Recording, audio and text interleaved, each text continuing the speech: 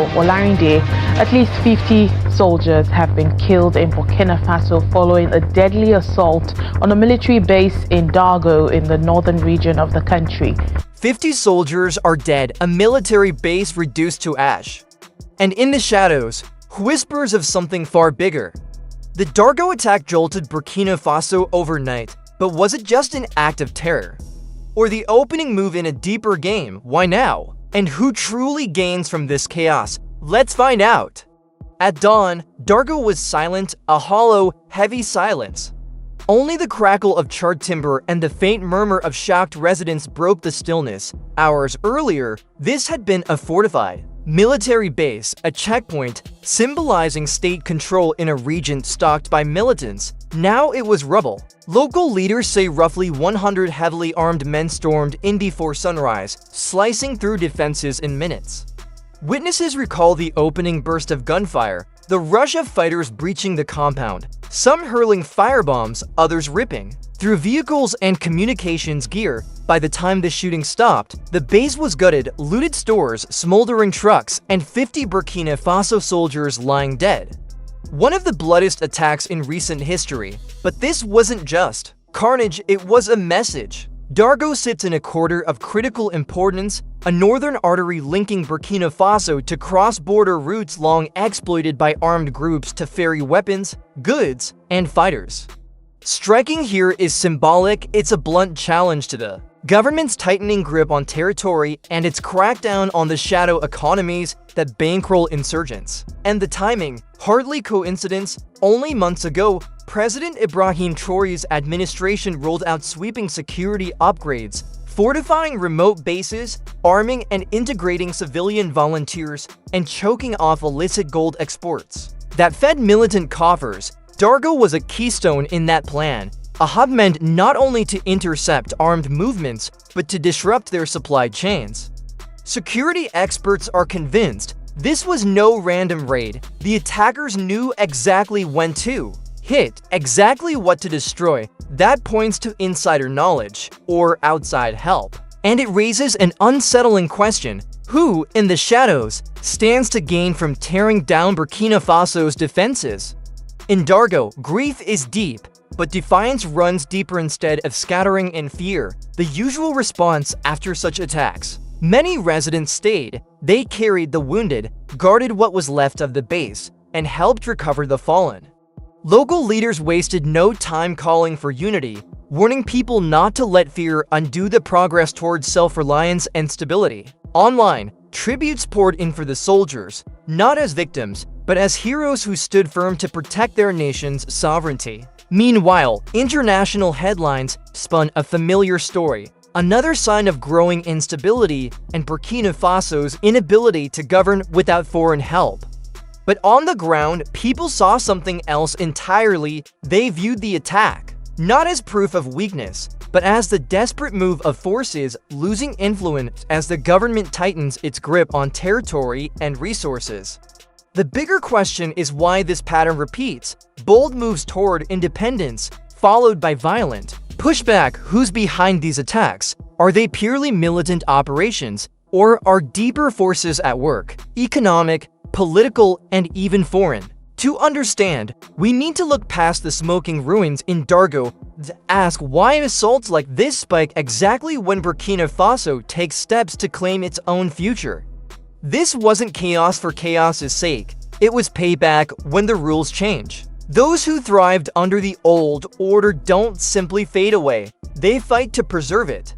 For decades, Burkina Faso's security model followed the same script. Foreign troops and training missions in the lead, aid programs with strings attached, and multinational companies mining wealth while promising development. Insurgency existed in that system, a controlled chaos that justified foreign bases, arms deals, and endless peacekeeping cycles.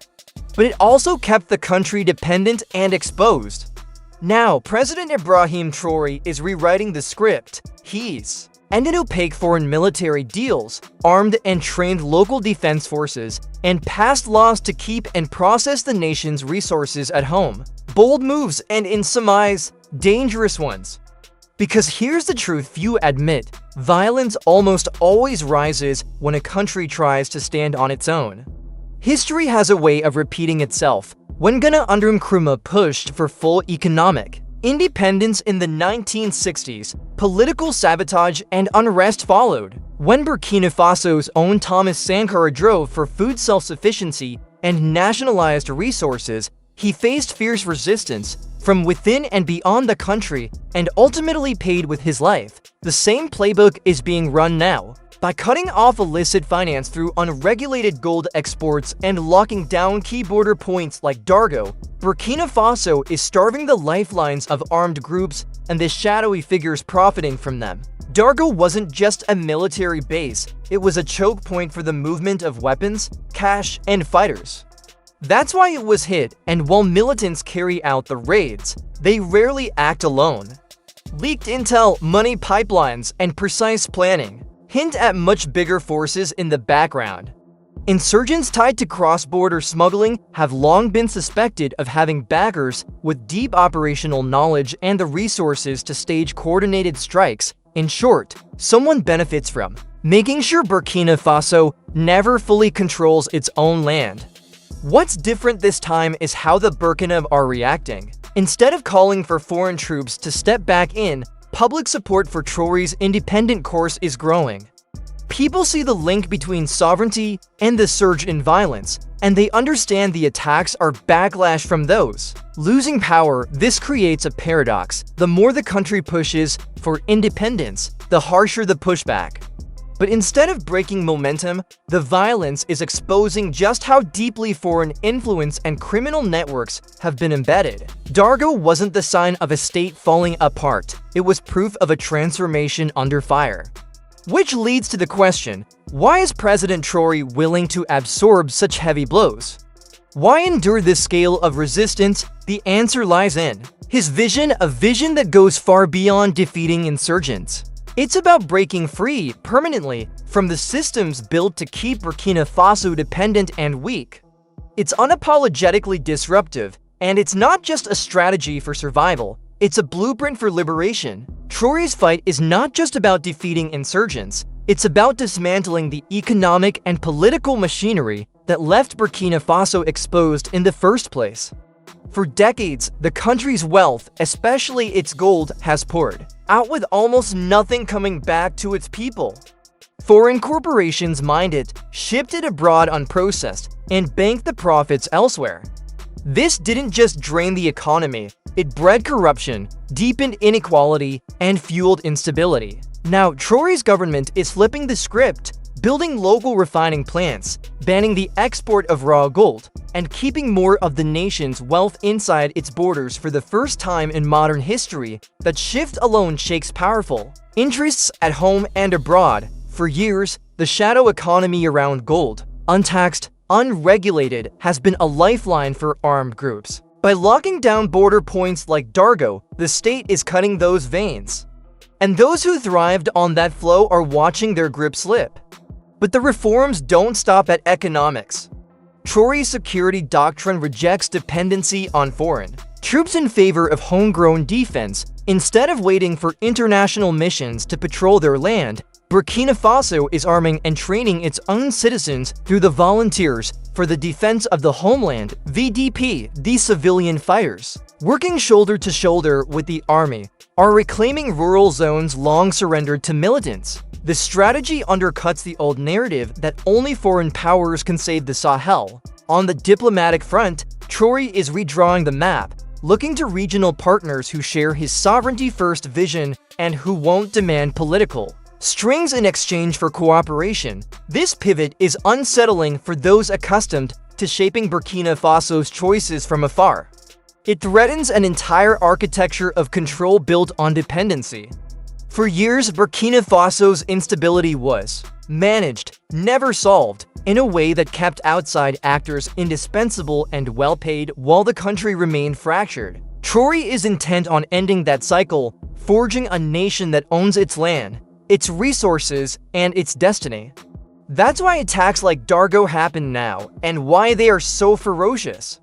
Militant factions may be the triggermen, but behind them often lurk the networks that flourished under the old order. As those networks lose leverage, violence becomes their loudest weapon, a bid to prove that independence comes at a higher price. Yet the bloodshed has had an unintended effect.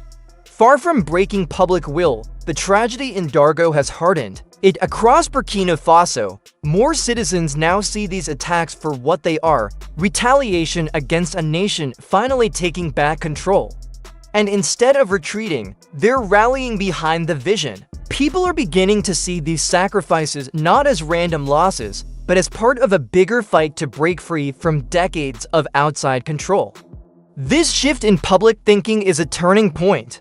Burkina Faso is no longer asking if independence is worth pursuing, but is instead bracing for how to endure the costs it brings. And nothing captures that determination more than the way the nation has chosen to remember the soldiers who died in Dargo, not as victims, but as defenders of a dream. Before we continue, a heartfelt thanks to the Black Culture Diary community, where Black voices, stories, and legacies are kept alive and amplified. By becoming a member, you're not just supporting the channel, you're joining a movement. Now, back to the story. The soldiers lost in Dargo are not being remembered as ordinary casualties of war. They are honored as guardians of Burkina Faso's new direction. Their sacrifice has become a national emblem of resistance against those trying to chain the country to a broken order. These men were posted at one of the most strategic points in the nation, a base built to choke off illicit smuggling routes and shield villages long under militant control. They weren't protecting the old status quo. They were there because Burkina Faso decided to take its security into its own hands. Their deaths, as devastating as they are, have sharpened public understanding of what's truly at stake. This is not merely an insurgency, it's a battle for sovereignty. Across the country, grief has been transformed into resolve. In Ouagadougou, candlelight vigils outside the National Assembly became open forums where everyday citizens vowed that these sacrifices would not be in vain. In rural towns, volunteers have stepped forward to join local defense groups, saying they now feel personally responsible for their community's safety. Online, this resolve has gone viral. Phrases like "they died so Burkina Faso can live free" and "our heroes, our sovereignty" are trending, uniting people who might once have been divided by politics, ethnicity, or geography. The government's response has been swift and deliberate. Families of the fallen are receiving not only immediate financial help, but long-term support, scholarships for children, guaranteed job opportunities for spouses, and continued recognition of their loved one's service. These are not empty gestures, they are promises that the nation will stand by those who defend it. Within the armed forces, the Dargo attack has become a rallying cry. Survivors have shared harrowing accounts of how their comrades fought until every round of ammunition was spent, refusing to retreat even as the enemy closed in. Their story has become part of the nation's collective memory, a reminder that this struggle is not just about holding ground, it's about defining Burkina Faso's future. Rather than discouraging recruits, the tragedy has ignited a wave of enlistments, with young men and women stepping forward to fill the ranks left empty. What's remarkable is the way the fallen are being seen compared to the past. In earlier times, attacks like this often left the public feeling hopeless or blaming leaders. This time, the soldiers are remembered as defenders of a mission greater than themselves, a mission to end dependency and reclaim control over resources, security, and the nation's destiny. A cultural shift is also unfolding. Traditional chiefs have held ceremonies honoring them, warriors who died protecting their land, drawing on deep-rooted stories of resistance in Burkina history. Artists are painting murals, musicians are composing tribute songs, and teachers are weaving Dargo into lessons about patriotism and unity. In short, their sacrifice has sparked a movement, not one of fear, but of purpose. The mood has shifted from mourning to action, echoing the government's message that independence will never be given to Burkina Faso. It must be fought for, and sometimes paid for with the highest price. Which brings us to the final question: where does Burkina Faso go from here? How can a nation transform such loss into lasting strength? Before we continue, remember to like, share, and subscribe for more on Black culture, history, civilization, and identity. Now, let's move forward. The sacrifice of the Dargo soldiers has changed Burkina Faso's path.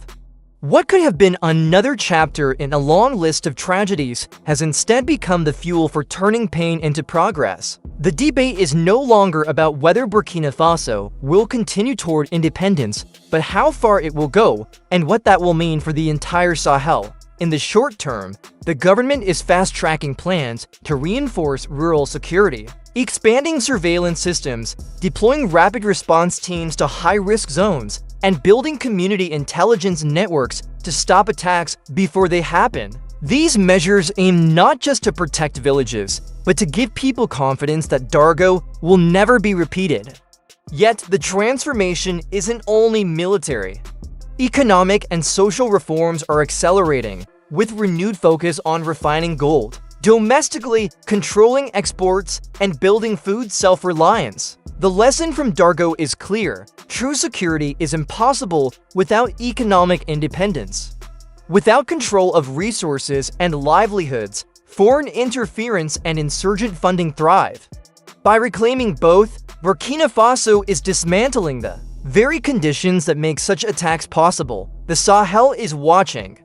Neighbors like Mali and Niger, who have also shifted towards sovereignty-first governance, are aligning closely with Burkina Faso's strategy. Regional discussions now extend beyond joint military action to include shared refining plants, coordinated farming projects, and other economic alliances aimed at reducing vulnerability to outside pressure. This regional pivot poses a threat to entrenched power networks far beyond West Africa.